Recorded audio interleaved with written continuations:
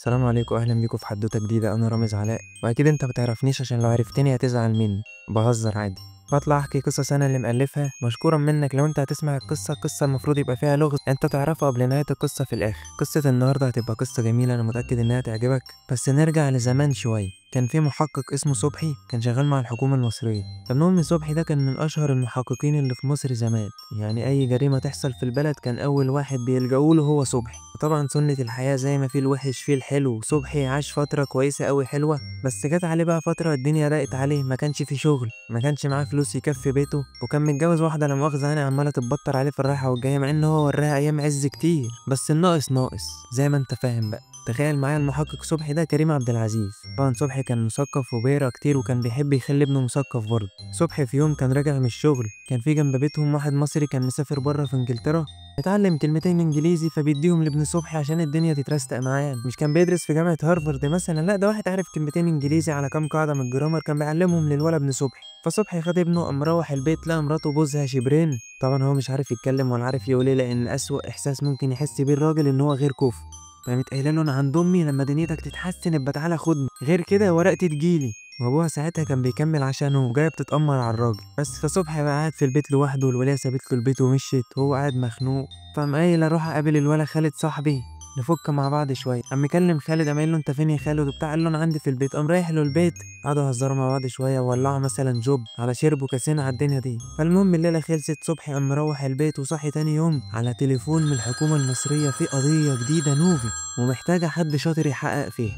الولية دي كانت نحس، أول ما مشيت من البيت الشغل جالي. المهم راح الوزارة عشان يشوف ايه القضية وبتاع، طلع إن في عصابة محترفة قوي وما بتسيبش وراها دليل، بتسرق الأماكن الأثرية اللي موجودة في مصر وما بتسيبش وراها ولا دليل، ومحدش عارف مين العصابة دي ولا مين أفرادها ولا عارفين يعسوا وراها حتى. ما بيسيبوش وراهم غير شعار نادي برمنجهام اللي في انجلترا. طب ايه علاقة نادي برمنجهام بالعصابة اللي عمالة تسرق في مصر؟ وهم عشان كده كلموا صبحي، لأن هو كان معروف إن هو شاطر قوي في التحقيق. فالمهم هو قال لهم أنا هحقق في الموضوع ده وهرد عليكم، عشان أنا قلت لك إن العصابة بتسيب وراها شعار نادي برمنجهام في انجلترا، بتسيب وراها كمان تاريخ من غير اي كتابه. يعني بتسيب شعار النادي وتحتيها مثلا 27/11. وصبحي لما اتحكت له التفاصيل دي وقالوا له ان اخر جريمه العصابه قامت بيها سابت شعار نادي برمنجهام وتحتيها تاريخ 15/4، صبحي قام قايل طب ما يمكن 15/4 ده يبقى تاريخ للعمليه الجايه، في حين ان هم اصلا كانوا في شهر مارس. ده تاريخ جاي مش تاريخ فات.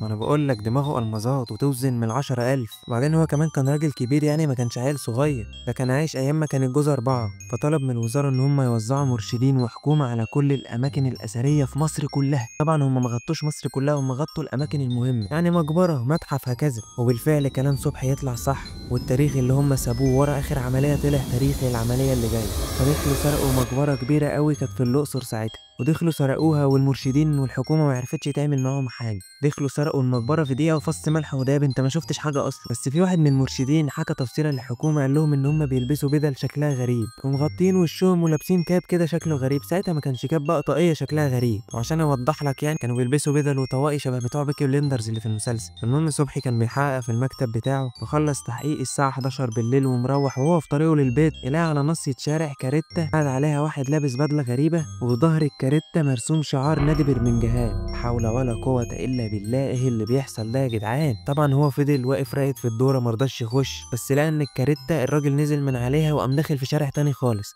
والكاريتا في مكانها على نص شارع صبحي. بس قام صبحي رايح طالع البيت لقى ان في ورقه متساباله قدام باب الشقه مكتوب فيها لنفسه فيا بيتي ما يتوهش اخر برمنجهام في الوش، اخر برمنجهام في الوش. وطبعا الورقه ما كانش مكتوب فيها كده بس، لا كان مكتوب فيها قريه في برمنجهام في انجلترا، بجد انجلترا بجد، وقريه جوه برمنجهام. طبعا هو مش فاهم اي حاجه، بس زي ما قلت لك عشان صبحي راجل فز ودماغه عاليه ويوزن من 10,000.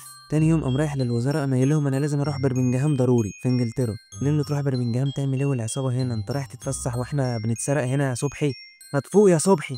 قال له لا انا رايح عشان احقق، وورى لهم الورقه اللي اتثبت له قدام باب الشقه. بس قام قايلين له الموضوع كده شكله بيغوط، وهو كان مستعجل وكان خايف، فساكن معاه في نفس العماره امه في الدور اللي فوقيه بالظبط. فالوزاره قامت قايله له ماشي تمام انت هتسافر وكل حاجه تمام، يعني الاسبوع الجاي هتركب مركب 8 الصبح اللي رايحه انجلترا، وتنزل انجلترا تاخد اي ميكروباص تروح على برمنجهام في القريه دي. صبحي قام قايل لهم تمام، قام محضر شنطته، قام رايح راكب المركب وقام واصل انجلترا.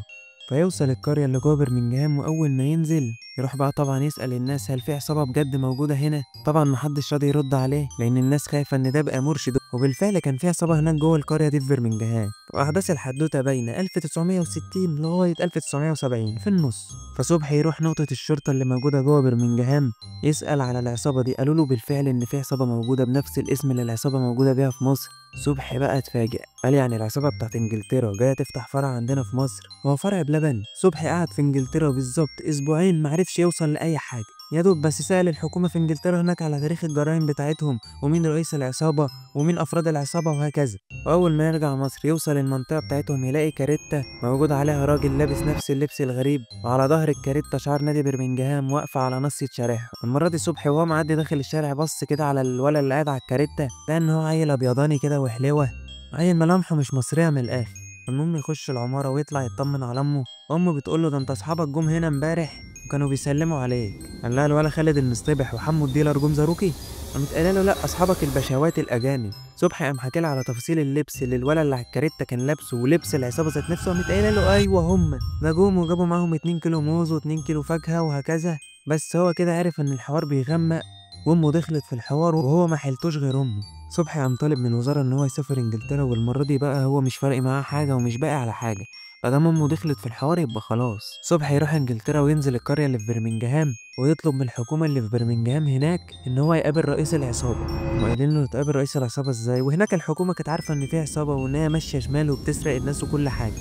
بس فصبحي يروح يقابل رئيس العصابه يقول له بص كله يهون الا امي.